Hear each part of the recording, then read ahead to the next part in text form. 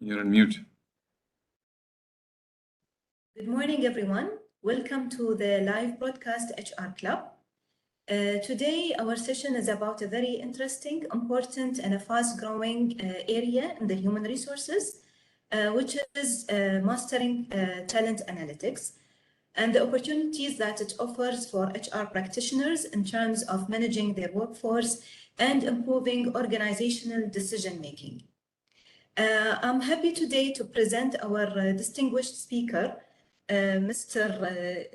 Rigang Tripathi, who has a very interesting job title, which is the Chief Growth Officer at PeopleStrong. PeopleStrong is one of the largest HR technology companies in Asia. Mr. Tripathi has extensive experience in startup, building new ventures, sales, operation, entrepreneurship, as well as strategy, with MBA from INSEAD and a bachelor degree in industrial production engineering. He took the initiative to drive the growth engine of HR technology in India, Middle East, as well as the Asia Pacific region. And today, he's going to tell us more about the building blocks of talent analytics and how we can master the practical aspect of this game-changing area in HR. Welcome, Mr. Tripathi. Thank you, Nura. Thank you so much. As I was mentioning, anybody who's a friend of mine from the Arab regions can very well call me MT, because I can well understand that the name is a bit of a tongue twister.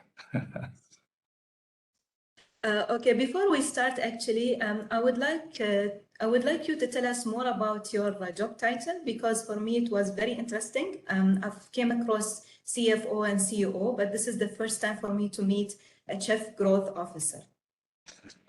No, you're right, but I think the reality is that at this time in the overall HR technology space, there is so much activity happening that we sometimes lose focus and we tend to go all over the place. So my role is to ensure that there is consistent growth happening. New products are launched, new geographies are launched. We understand the customer requirements, and we also spot what the trends are in the markets, right?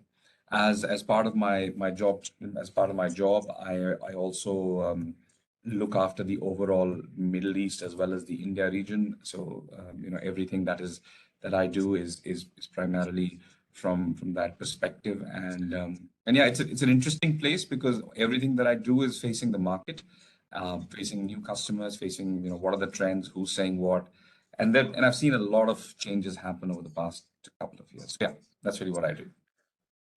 Interesting. So we are excited today to learn more about talent analytics. So the floor is yours. Thank you. Thank you. Can I please request if somebody could please just activate my share button? And for our distinguished audience as well, in case you have any question during the presentation, you may write down your question at the chat box, and Mr. Tripathi will try to address it either during the session or towards the end of the session. Anura, I think my share button has gotten disabled again. If you could please just get that activated.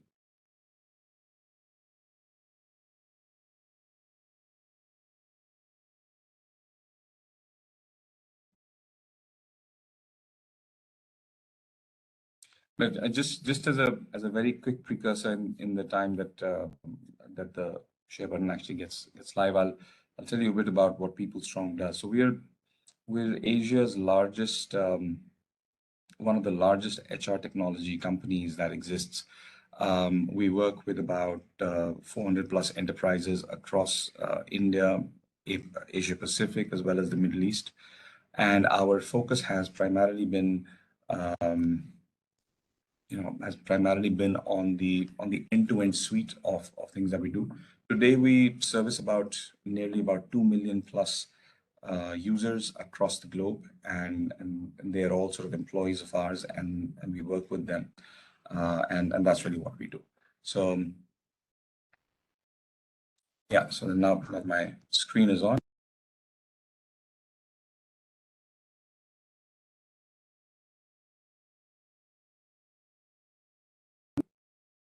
I hope my screen is visible to everybody. Yes, it is. It's clear. Okay, fantastic, fantastic. And thank you so much. Again, it's a great opportunity. What I will do is will take you through a very short presentation about what we do. So as I was mentioning, we're one of the largest HR tech companies out of Asia. Our dream and vision is to create an Asian product that can take on the globe rather than have global products take on Asia. Um, we've been quite successful till now, 400 plus very large customers, 2 million plus employees. We process about $5 billion worth of payroll on our platform, very highly regarded on the Gartner Peer Insight Review, work with multiple industries and very highly rated on the App Store as well, right? This is what our footprint looks like. So we're spread across India, APAC, as well as the Middle East and also the ANZ. And we will continue to move across the globe as we keep on going. So it's pretty much in line with what our vision is. We do work with some of the largest players in the region. This is India. So if you look at India, we actually have the whole Tata Group, which is the largest conglomerate that exists in India. They use us for across 10 enterprises, Aditya Birla Group, Kotak Bank, some very, very large enterprises across all of these regions, right? Even in the Middle East, we do work with Fly Dubai, we work with Evercare. In Africa, we work with CIEL, which is a manufacturing company, L&T, which is here in the Middle East quite extensively. In APAC, we work across all of these. Our sweet spot is primarily enterprises, and that's why what my role is to make sure that we are talking to enterprises, understanding what their requirements are, and then only sort of moving forward. Yeah. This is what our positioning is in Asia. I don't want to spend too much time on it because the reality is that the interesting part comes later. But just from a context setting perspective, where do we rank? We're in the top quadrant along with Oracle and Workday from an Asia perspective, and that's really what our technology stands for, right? I think I've already been introduced, so I'm not gonna talk too much more about it. But just to answer a bit more around what exactly is the Chief Growth Officer's role, responsible for everything growth, customers, product launches, alliances, go-to-market strategy, product partnerships, and I also head India and the Middle East. On a personal level, I play squash. I'm an advanced open water scuba diver. I know that the UAE is a great place to learn free diving, and that's what I want to do very soon. And one of my missions is to cross the Pacific on a boat. So that's on another note, right? Now, what we're going to talk about today is really around analytics. What are analytics and how to really think about analytics? Whenever we talk about analytics, it just seems that we're talking about, shiny graphs or fancy graphs, and that's what it should be. But really, analytics is the system that uses data to give everything from hindsight, insight, and foresight, right? So when you look at visualizations or analytics or data sciences, everything is all part of data management. However, the middle part of it, which is what is the insight around this? What should I be doing? How can that specific element help me make more better business decisions is really where analytics comes in, right? What to expect from this discussion? I will talk about what are the true building blocks of talent analytics for an organization, right? And you can take that down. What are the elements around talent analytics? So within talent analytics, what are the things to focus on? How to use talent analytics across the life cycle of talent, right? And then I'll take you through a bit of a case study of something that we did where we did a completely integrated talent operating suite, which is one of our products across a 27,000 people organization. Right? Now, for us, talent analytics is a sum of multiple parts. The basis of that is always skills and competencies. Now, if I were to just come up and say, boss, I need analytics around recruitment, or I need analytics around learning, or I need analytics around performance management, that's a simple modular analytic that you will get, but you will not get the so what out of it, unless and until skills and competencies are mapped. So the way that we look at it is that you have a skill matrix, skills and competency matrix, which pervades across all things that are related to talent, including recruitment, including learning, including performance, as well as succession planning. All of these are areas around talent management, but all of them have to be commonly threaded using skills and competencies.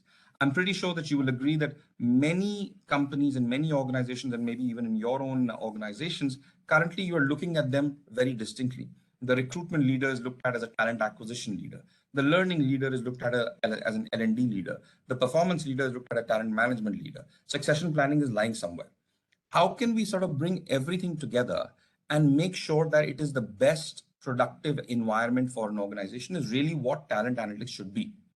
When you club in compensation along with that, or compensation data along with that, even though it is not related to skills and competencies, but that then gives you a completely holistic view around what exactly is required, and then all your talent analytics come out, right? So I'll talk a bit about that, right? Why are skills and competencies important? So everything related to talent is about skills and competencies, right? And when I say that, you need to really think about if I'm a sales executive in a company and I need to become a sales manager. At my base level, I need to have 4 skills, and I need to have a competency level of, let's say, 1, 2, 3, or 4, right? As I move up the value chain at a manager level, I need to have not just these 4 skills, but 2 additional skills, and I need to have a competency level of 5. That journey and that clarity of thought needs to exist for you to be able to really drive talent-based analytics across that. And you'll see it in the case study that when you execute it beautifully, what's the actual result, right? So you could actually set up that entire framework saying, here is the, use a laser printer. Here are my skills and competency. What is the actual proficiency level that I require? You need proficiency level of 2, and what is the weightage around that? You can do all of that system and build that out, right? Once that is done, once you have this and the system is actually set up in an integrated manner, you can actually look at your entire organization and say, hey, where you will now be able to look at your organization not just in terms of how many people do I actually have, or how many women and men do I actually have. You will actually be able to look at it from a skill resource perspective, because at the end of the day, every organization is built to move forward. You will be able to see how many are under proficient in their skills. So if in, let's say, operations, you know very clearly that you have 20% which are under proficient, then you can do something about that. You will be able to see how many are just about right and how many are over proficient. That also brings up some problems, right? You will be able to look at these insights to dive deeper. Which department needs focus? So let's just look at it over here. Clearly, operations has got the maximum number of overskilled, and maybe services has got the maximum number of underskilled. Both of these need different treatments. Like, which department needs focus? What is the path for the underqualified employees? Are the overqualified employees doing the work that they're supposed to do, or are they at risk of attrition? Or will they say, no, I don't want to do this, just move out of here, right? Maybe that won't happen in the government, but that's an important thing to look at. What skills need to be focused for? Now, all of this comes out from there. Then you come to the recruitment side of things. Recruitment analytics helps drive speed and other efficiencies across the environment. So understand where is hiring happening. Focus on areas where there is a choke or a slowness that actually exists. Understand what is the recruitment mix that you're doing. Is it laterals? Is it new joiners? Is it men? Is it women? All of that stuff can actually tell you that. And all of this is attuned towards making business decisions. For example, if you look at learning, or if you look at just the recruitment side of it, I'm just giving you a use case. There are hundreds of such use cases that come about. But if, let's say, this is your conversion rate by source, you will know this basis analytics. You will then be able to say, hey, these 3 areas are doing well. Do I need to reallocate certain resources to double down on this even further?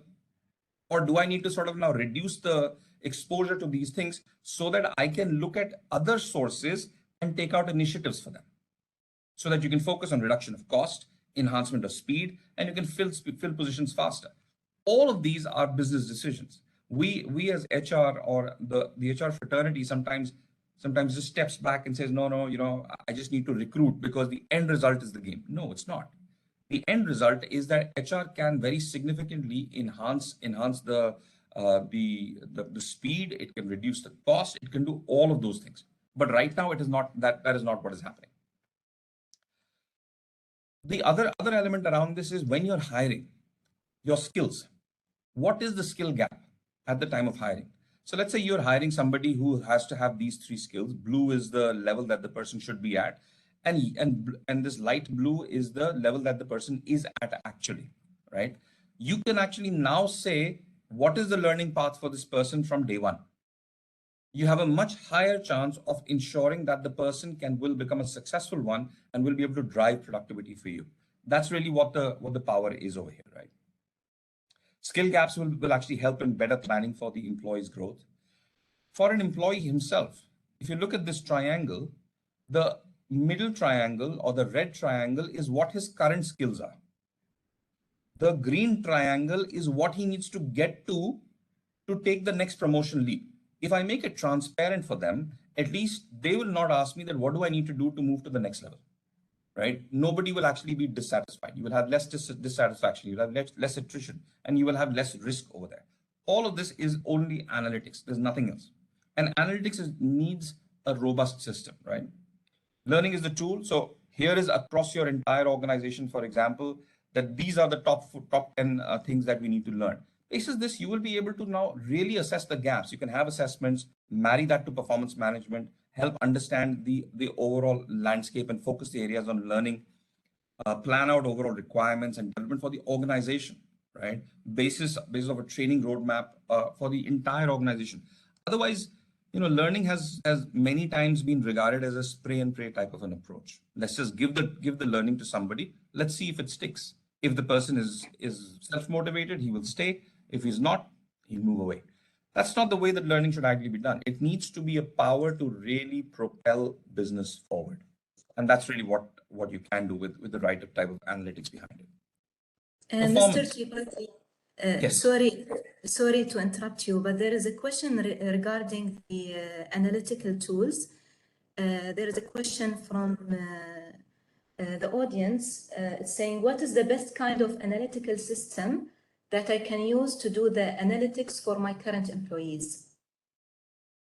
Look, the real answer for that is you should definitely explore the People Strong system, but any system that can actually give you absolutely granular data is where you need to be, because high level data is available with a lot of people. I mean, I can give you whatever you want. However, analytics is the step one. Step two becomes predictions, and predictions will not happen till the time that you don't have the analytics sorted. If your analytics is broken down into small pieces like we have broken it down, then you will be able to predict. And I'll show you some of these examples as well, that what did we do for the organization. So this is all coming out of the same system. This is including the recruitment, learning, performance, succession management, compensation, and the skill cloud, all is one system. The analytics is also on top of that system, and we have that inbuilt into the system. So I personally would be hesitant to say that you should now try and bring 5 different systems together on your own and try to make sense of it, because if you do not have that common thread of skills and competencies across everything, you will most probably end up with very different data, because you need to have a common base. And that common base is very different from recruitment to learning to performance to succession planning. So that's the reality. Yeah. Happy to take more questions as and when they come up. Thank you for that question. Thank you so much. I was talking about performance, right? So if you look at performance, the reality is that you need to have different frameworks for different types of businesses. Like, let's just take a retail company, for example. And I'm not, let's take Diva, for example. And Diva, because I've stayed in Dubai for a couple of years, I understand that. The folks who are going out into the field need to have a different metric for measurement than the ones who are actually collecting the finance or reconciling the money, than the ones who are actually in the CEO's office. Or everybody should not be on the same framework. The ones who are going out, maybe they just need a balanced scorecard. The ones who are over here, maybe they need an OKR. The ones at the strategy session, maybe they need KI. Whatever those frameworks are, the system should be able to do it for different types of audiences in a different environment with different bricks built up over there, right? That's the beauty about this type of performance system. Then the check-ins. Typically, we say that the performance cycle is going to happen twice a year. The world has moved on from that. It has moved to saying, I need to have it every 2 weeks. There are companies who say, I want regular check-ins happening every week, every 2 weeks and stuff. But some businesses again, or some departments again, don't need that. Some people still say, I just need a 1 year horizon. That's about it. Let's say you're in the oil and gas industry, or you're in some industry which doesn't require frequent check-ins. You should be able to define what is that check-in period, and still everything needs to link back to your business objective or your organization's objective. That's the power of the best performance management system, right? And you will be able to look at what are the initiatives or business objectives that are currently at risk. And then, and the last thing, which is very, very important, is at least in our system, what it does is it can gather data directly from other systems. I took the example of Diva, right? Now, the performance of somebody who's going out there and collecting funds, or setting up meters, or what have you, or activating meters or deactivating, or servicing it. If that person has another system where everything is getting recorded, this system will be able to pull data directly from there, so that there can be zero fudging of data. You cannot fudge data then. It'll come up and sit against his performance, saying, oh, this is what your performance is. There is no discussion around it. It's a very objective discussion after that. Nobody's going to start debating that, no, boss, this is not right. You should give me this, or you should give me that. This is the actual performance. It's coming from the system that you yourself update every day. And this is all that matters. So that's the way the performance really looks at, right? Now, this is, I wanted to give you a sense of something else that actually happens. This is a real, I've taken out certain names over here, but this is a graph of a real company of ours, which did the performance management. And then across the company, they said, let's just look at what is the overall goal achievement versus average rating by org units. While it gave the CEO a lot of insights to what's actually happening across the company, it also revealed multi-facets. What is the cost impact across divisions? Now, if you look at, let's say these guys are doing great goal achievement and they're rating themselves fairly normally. So the cost over here in projects is not that wide. What is the actual goal achievement? So the goal achievements over here are low, but the ratings are obviously high. But it also gave the CEO, and I remember this discussion with him, that he said, because of this one chart, I actually had a sit down discussion with one of my heads of business, who's the corporate head. So the corporate team, if you look over here, they had actually got very low goal achievement, but they had rated themselves very high, right? So department-wide prudence. Is this the right approach to doing it? Is the leader right? Does something need to change? Is everything happening correctly in the company? All of this can come through analytics itself, right? And you can do many more things like this. Skill gap management, of course, is an important part. Your managers should be able to do whatever they want: one-on-ones, feedback on goals, feedback on behaviors and values. Everything should be available on the system itself, right? Finally, one very important point around succession planning, right? Now, if you look at succession planning, typically what happens is that managers will say, hey, I know who is the best person to put in my place. Sure, I mean, you might be best friends, or the person might be best friends, might be related, might have had some history with the person. And typically those personal biases come into play. If you're able to come and say, I just want to view the successors of this person, bases the data of everything from skills, your recruitment, what have you actually learned, what has been your performance, now where are you, basis the skills that are required for this specific job, you will be able to come up and literally compare 4 people. And you will be able to say, hey, this guy in 2021 was doing this, in this year he's doing this, and this is where we're actually at. You will be able to manage it without bias now, right? That's again analytics. But the critical area for this is that you need to have a system which links everything together like our system does, and has that thread of skills and competency built across. Please remember that if you want to have great talent analytics, you need to have one baseline. That baseline for us is skills and competencies, because that impacts the individual, as well as the company, as well as the job, as well as the role, as well as the grade, everything, right? So that's really where we move. The one other area which is related to compensation is something that's quite critical for companies, right? I don't know if you're able to see this graph, but this is the Compa ratio. So across the company, they have just done a benchmarking basis the grades or whatever it is, saying where is who at. And they've realized that this person, his salary is much lower than benchmark salary, risk attrition chances for employee. Now, if I'm being paid much lesser than my peer for doing the same job, then somebody needs to know. Either the employee will come and say, boss, I'm not getting enough money, or a system can actually tell you. So our compensation system exactly shows up this graph, because you will then be able to benchmark against your entire payroll data and say, this is what the actualities are, and move down that path, right? And all of this is done on the basis of grade, skills, competencies, all of that can come together to say who's at risk, who's going to be dissatisfied, who's at risk of attrition. Now imagine that your department or your business, if you could actually, let's say you're a 10,000 people organization, if you could actually put all your 10,000 people into this one graph, and the graph reads, this is ready for promotion, this is limit the salary increase, this is increase the salary, this is specialized pool of people, this is a stagnant pool, this is fast track promotion, potential exits and reskilling. If your entire 10,000 people could be bucketed into this type of a graph, and you could then sort of click on it and say, I want to see everybody,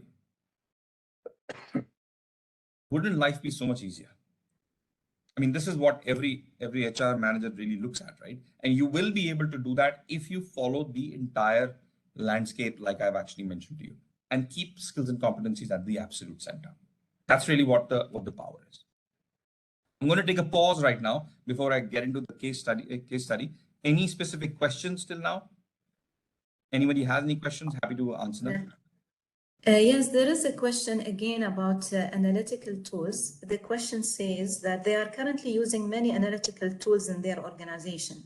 So which one is the best analytical tools in terms of HR, finance, students? Well, if we speak about that, every system has its strengths and weaknesses, and it depends on the nature of the job in the organization to define which system will better serve your objectives and the task that you need to accomplish. This is my own point of view. Mr. MT, if you have anything else to add on that? No, I absolutely, Nurad. So thank you very much for your point of view, and I totally agree with that. The only one thing that I will say is that having disparate systems and having disparate analytics from those systems will never give you a holistic picture. Ideally, what you want to do is you want to bring all data into one data lake and put an analytic layer on top of it, whatever you want to do, right? That will then give you the complete data. Because today, if you're running performance management separately, if you're running learning separately, if you're running succession planning separately, if you're running recruitment separately, if you're running whatever else separately, then you will get the analytics from them, but you will get it all broken. So you don't have one consolidated view like the one that I just showed you for your entire organization. And that's really where the big issues actually happen, right? If you can, and I'd be happy to discuss this offline with whosoever the person is to see how can we possibly help you. But really, integrating analytical systems is not the answer. Integrating or having an integrated baseline system so that all data is available at one shot is the answer. But integrating multiple analytical systems, don't do it. It won't work. And actually, even looking at those multiple analytical systems and then saying, hey, look, this is what I want to do, and stuff like that. Again, that's also a bit of a problem. I hope I've not confused you more, but please feel free to reach out to me. I'll be happy to sort of discuss this offline as well. Thank you, Mr. MT, for this clarification.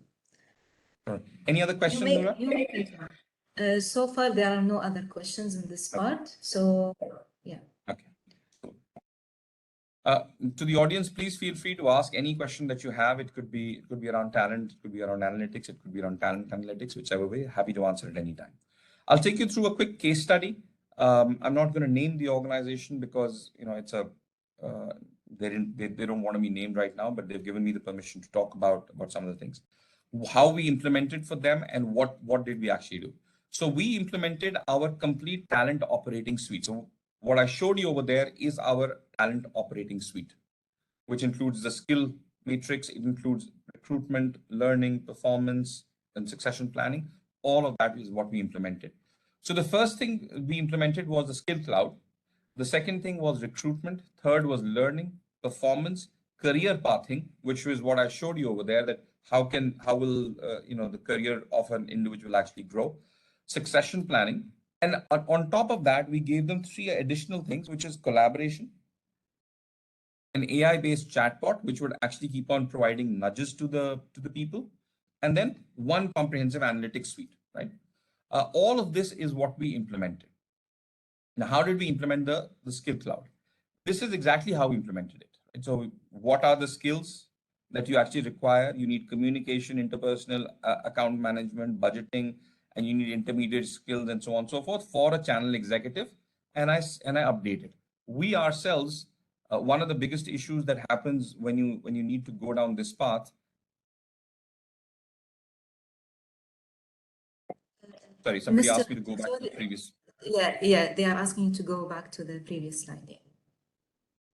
This is the entire talent operating landscape. Our product is one product which goes across everything.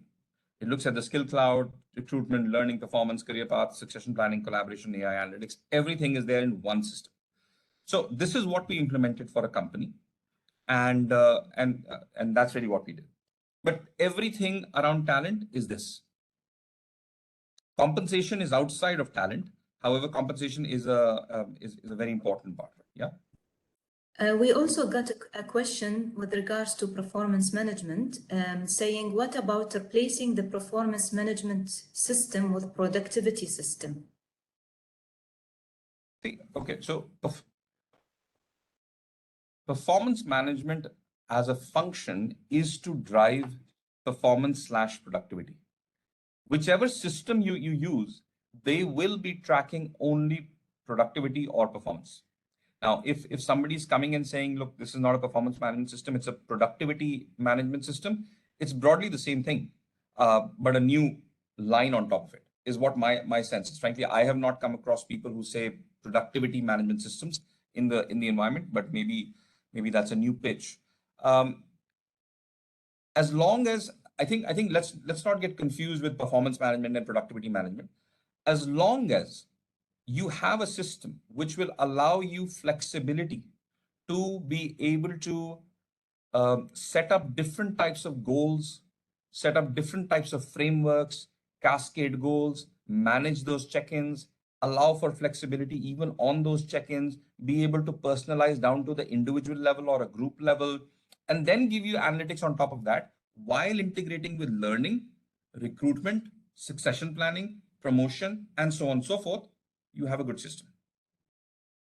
However, the devil is always in the detail, right? Now, I'm pretty sure that, and I don't want to name my competitors, but some of the larger players that are out there who are all US based large ERPs, they will come in and they will say that I've got everything. I've got talent management, and I've got performance management, I've got recruitment, and I've got learning, and so on and so forth.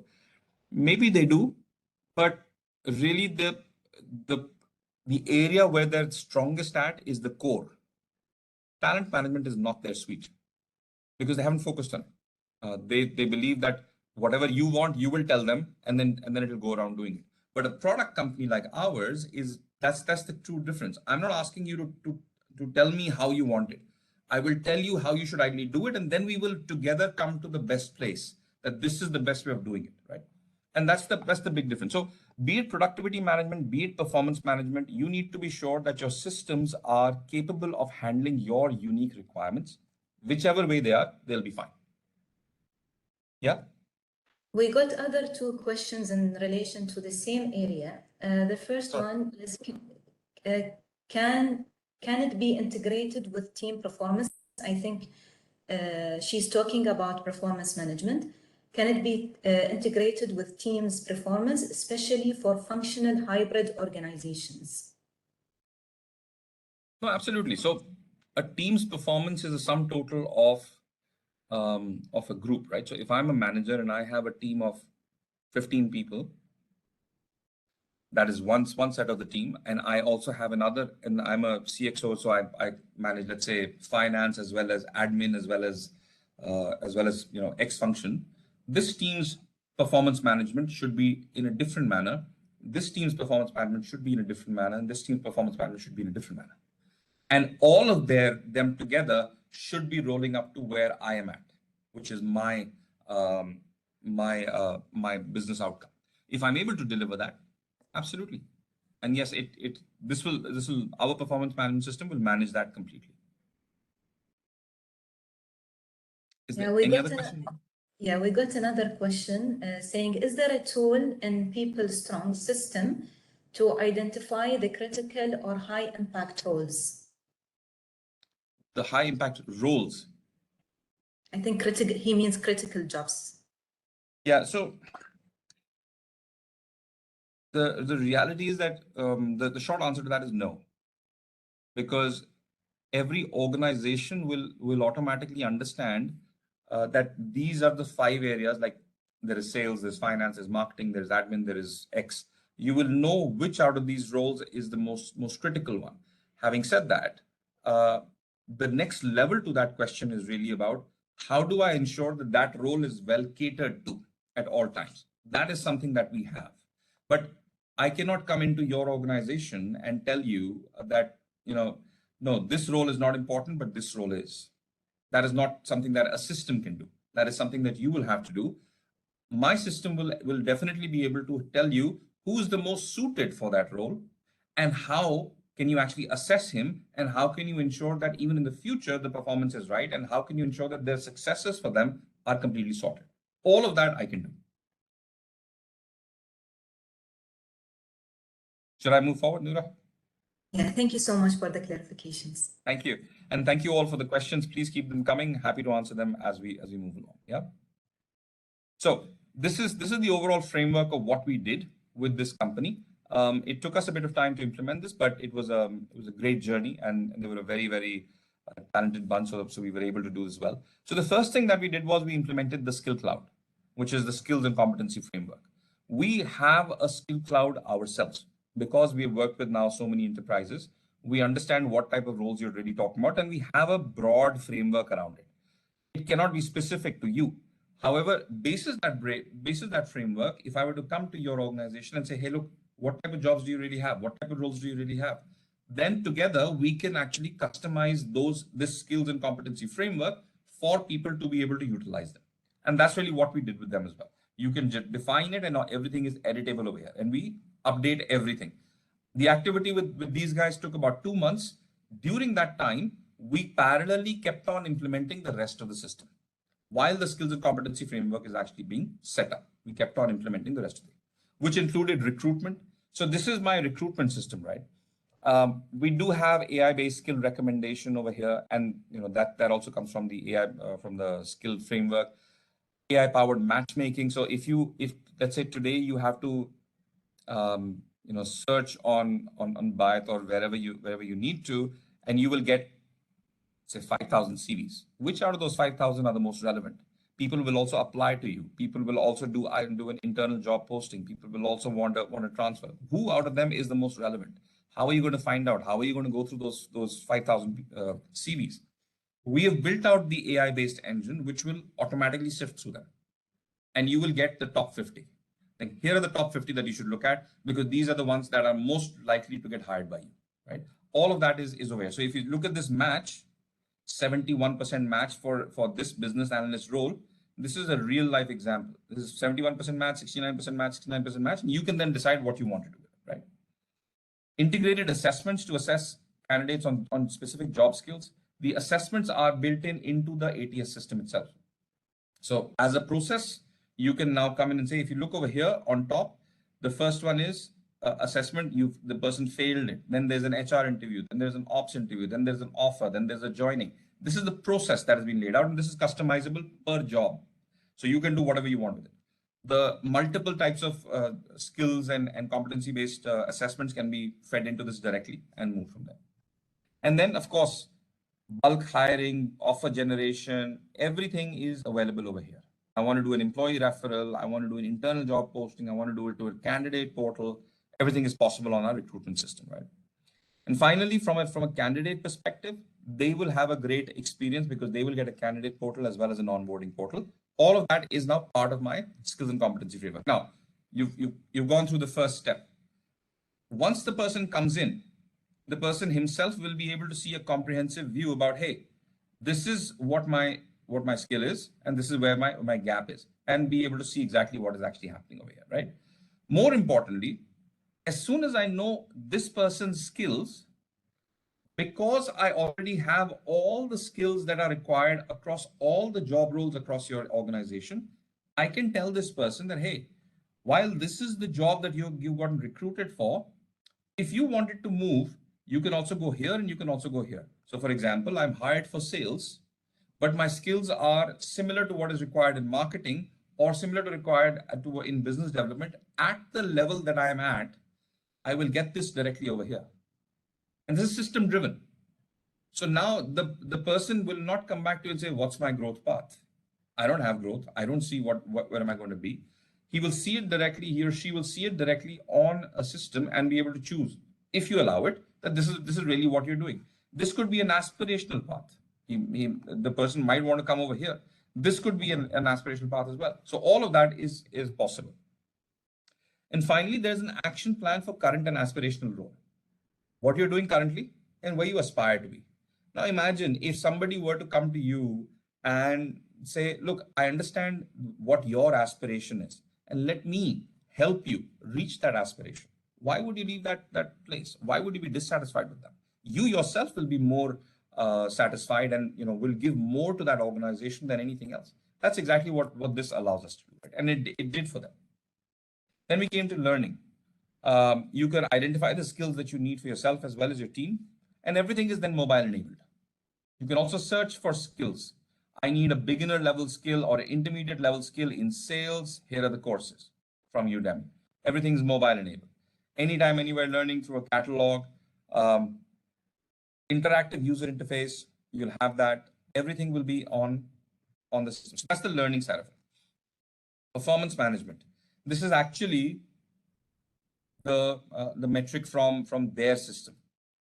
We increased top line by focusing on private companies and international sales. This is their percentage achievement.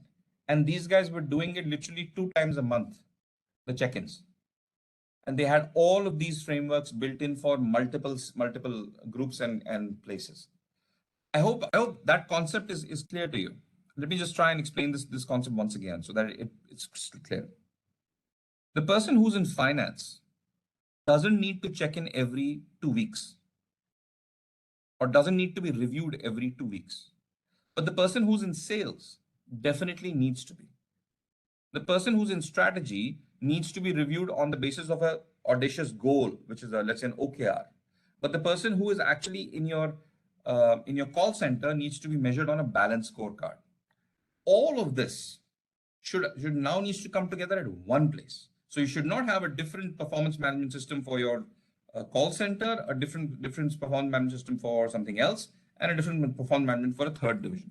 Everything should be in one place. That's really what this allowed us to do. Continuous feedback and recognitions was there. And you could align people and performance to the overall business performance, right? This is the thing that I really wanted to show all of you. And now I don't know how clear this is. I'm going to just sort of zoom in a bit over here. This is a navigator view. This is a view that no other company will be able to give you. If you are the CXO of an organization and you have 5,000 people under you, for you to be able to figure out what is not working will take at least 5 meetings. 5 hours, maybe 10 hours of meetings and multiple days. Over here, because the performance is happening on the system, all that you need to do is go and click on this target. And as soon as you do this, it will come up and say, hey, this is really where the issue is because this is not moving. That is why this is also not moving. And then you will be able to go and talk to whoever is managing this part of the business, rather than firstly calling a meeting with these 4, then figuring out the problem is here, then calling a meeting with these 4, then figuring out that the problem is here. Just go directly over here and come over here and do it from your office. You don't need to do anything. All of this is inside, built into the performance management system. Then we came to collaboration, right? I mean, collaboration is typically done on WhatsApp. Over here, because it's a much more corporate or secure environment, we actually have a full collaboration platform. There is appreciation, there is polling, all of that is built in over here. The chatbot. Now, the chatbot is a very important element of this, right? Because assume for 5,000 people, everybody is moving at a different rate, doing different things. No one person or the HR team, it is unfair to ask the HR team to manage all of that. So the AI system takes over and every person gets personalized nudges. So look at this. I did some matchmaking and found that your profile will be best suited for the next job levels.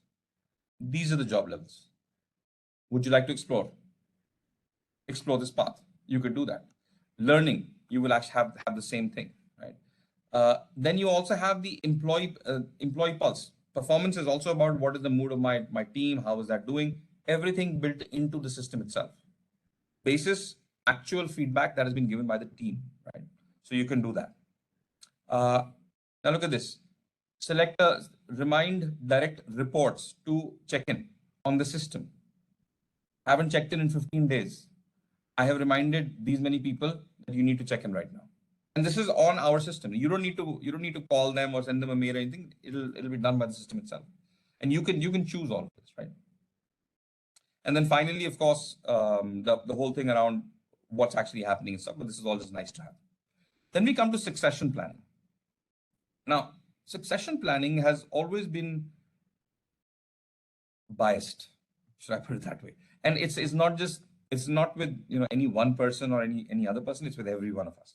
I'm pretty sure that I would be biased if I didn't have this data staring at me. And I'm pretty sure that I'd be thinking about, hey, that guy's my friend because I party with him or I go to his home for food or whatever.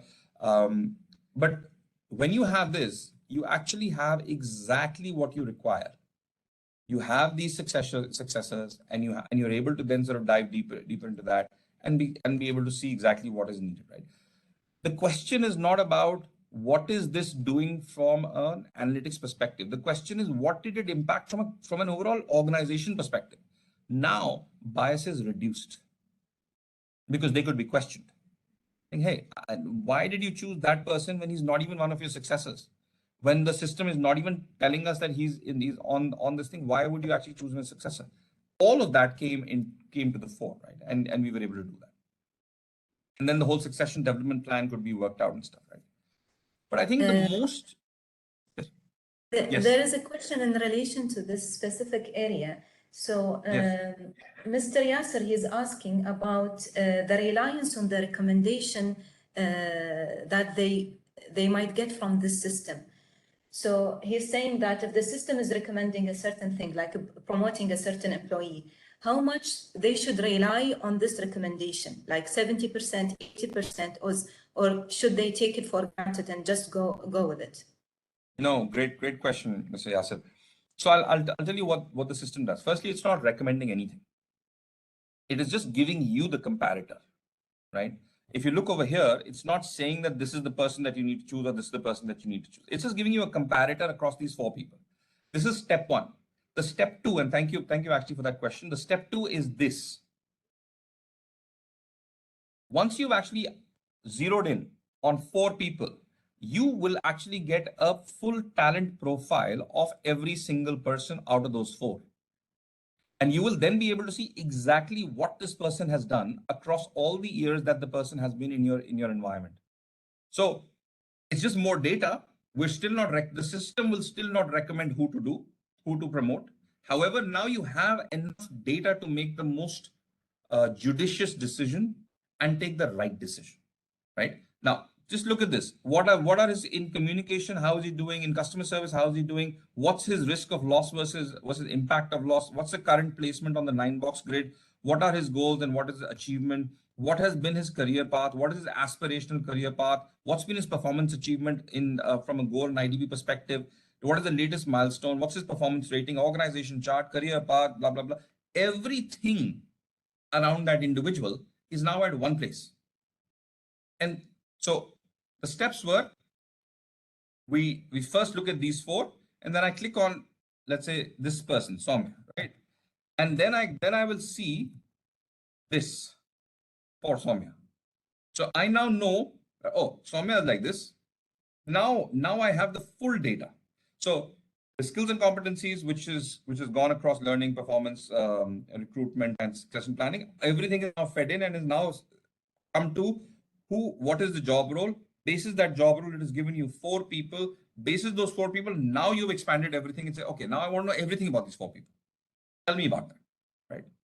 And I'll tell you the real example, right?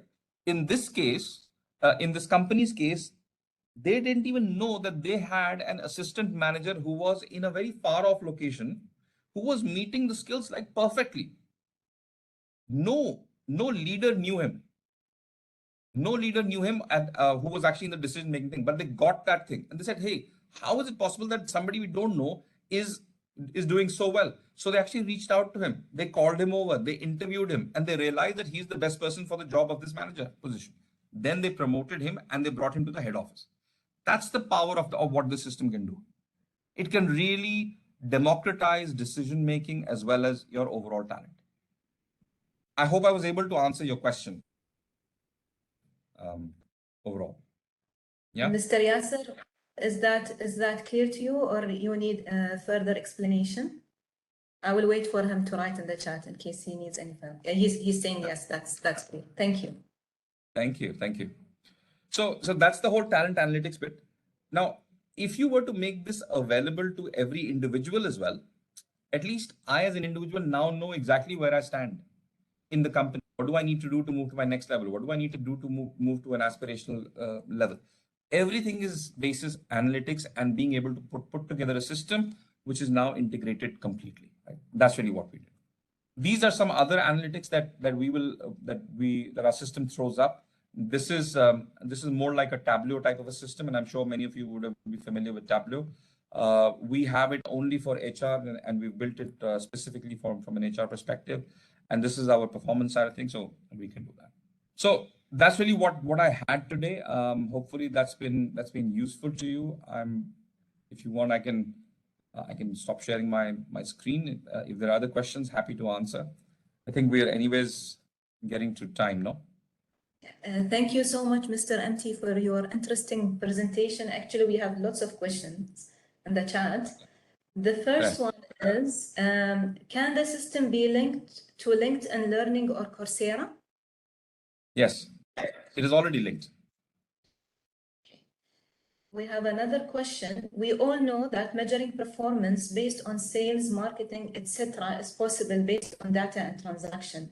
But what about positions that are based on creativity, future, and enablement like HR and strategic planning, which have more impact on the entity on the long term? Perfect. It's a great question, and my compliments to whoever's asked this. You're absolutely right. So I think any performance management goal or objective has to be looked at in 2 ways. One is a long-term goal and one is a mid-term goal. And you should not be looking at absolutely short-term goals unless you are in sales. Now, if you're not in sales and you're in the creative field, let's say even in HR, if you're in HR, you're definitely in some part of the business, right? You're either an HR business partner, you're a talent acquisition leader, you're in L&D, you're in performance, you're in something. In those areas, what is the business objective? And your performance should actually be linked to that business objective, whatever that business objective is. Now, the business objective could be that we need to recruit 1,000 people. Fair enough. How effectively you put in place systems which will actually help reduce cost and enhance speed. That could be one performance metric. But those performance metrics and goals should always be driven towards outcomes of the business unit that you're supporting. That's been our experience, wherever we've done that and we've tried to put some sort of a small metric. It could be a small metric. It doesn't have to be like a full-blown metric like a sales guy's. But whenever we put it towards a small metric, it has always helped us, and it has always helped our clients. So that's what I would recommend over here. That please always look at that. And there are many companies like this. Like, I mean, think about it this way: the largest ad agency in the world, let's say Ogilvy Mather, if they were to do performance management, how would they do it? They're doing just creativity. But to be able to, for example, if I'm a creative director, I take out an ad campaign. That ad campaign should get me a TRP rating of above X, is a metric, is an outcome, which is linked to how successful my campaign is. That ad, that one billboard that I do should actually, you know, I shouldn't say this, but maybe should actually cause some traffic collisions over there.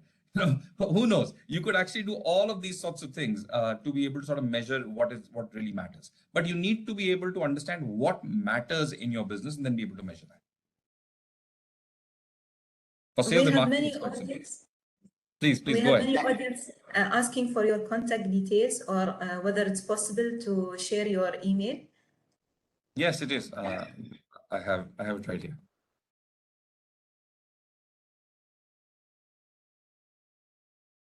Okay, let me put it up here. I don't have it over here. I'll just put it up here. And there are also some audience, they are asking for a copy of the presentation. Just to let you know that the session itself has been recorded and it will be posted on Fahar website along with the presentation. Okay, yeah, these are my details. Anybody wants to reach out at any time, please feel free. Yes, sorry, you were saying. We have some other questions. The first one is saying that although analytics has been rated among the top 5 priorities in many regions, however, there are many organizations that are lagging behind in terms of using talent analytics. So what are the reasons from your point of view? Great question, Noura.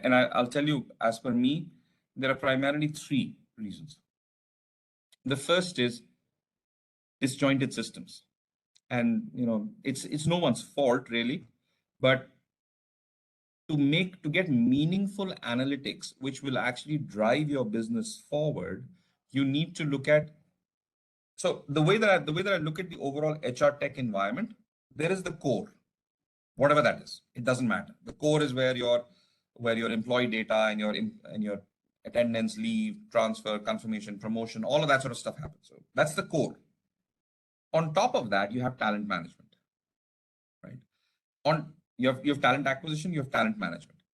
Unless and until you do not have an integrated view or an integrated approach towards at least the talent side of it, I think it's very tough to really go down the path of doing that. And by the way, it's not that you need to have it on day one, but you must have a view to keep on moving that forward and ensuring that, hey, this can work. I will start with, like, I'll give you an example of Fly Dubai, right? We're working with Fly Dubai, and Fly Dubai started out with only performance. They said first performance, then we'll talk of everything else, because they were not even able to they had some issues around that with their existing HR tech partner, so they removed them. And I think they were an Oracle or whatever, but they removed that from the performance side of it, and they took our performance. Now what they're doing is they've taken the next step, which is towards learning. Then after that, they will take the third step. It doesn't have to be all at once, but you need to start somewhere with a view to saying, okay, in the next 1 year, 1.5 year, 2 years, I will steady everything, and then after that, I will be 100% sorted on this part. You cannot just sort of stand around and do that. So that's the first part, which is the integrated system or the view towards that. The second element is thinking from our perspective that are we even thinking in terms of skills and competencies? Are we even ready to think about skills and competencies? Because I can tell you, it's 2 months of work, but those 2 months of work is the bedrock for all growth to follow for your employees as well as yourself.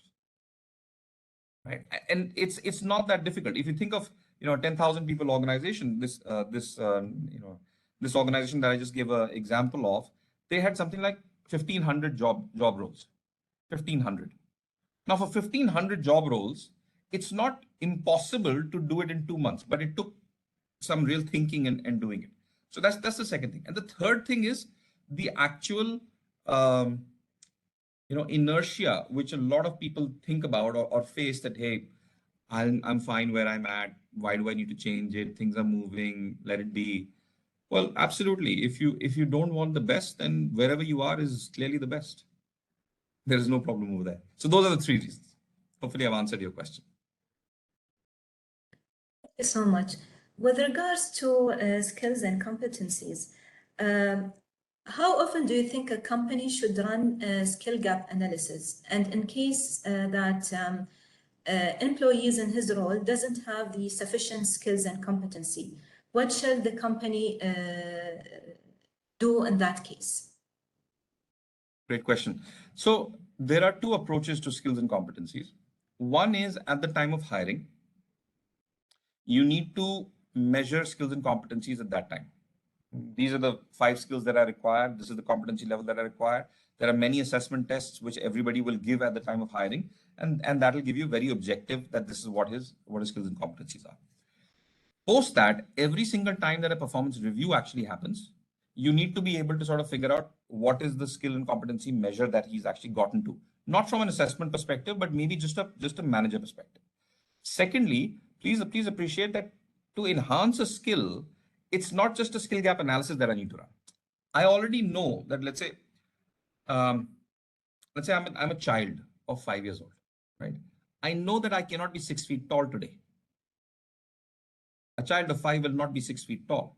But as I keep on growing and learning and playing and doing something else and eating the right food and doing something else, I will continue to keep on growing, right? And I will reach my 6 feet, right? It's the same way when you integrate everything together. When a person gets recruited, he's got X skill sets. When you build out his individual development plan on the learning platform or give him a learning path, he will keep on developing over there. Then after that, there'll be performance measurement that will happen, which will validate that yes, he has grown or he hasn't grown. And then after that, you can actually again go in and do another skill assessment before you do a promotion cycle. So at the beginning, then whenever there's a promotion cycle for me, it could be 1 year, it could be 2 years, but that's when I would recommend.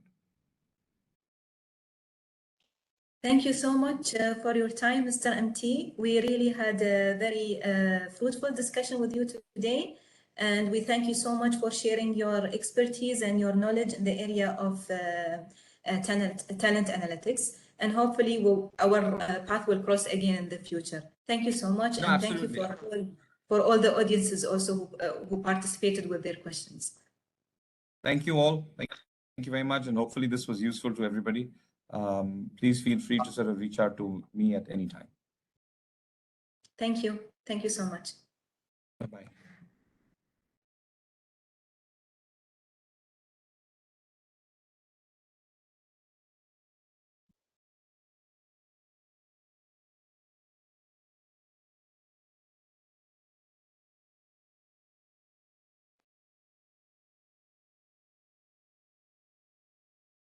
Okay. Thank you so much. I'll be leaving.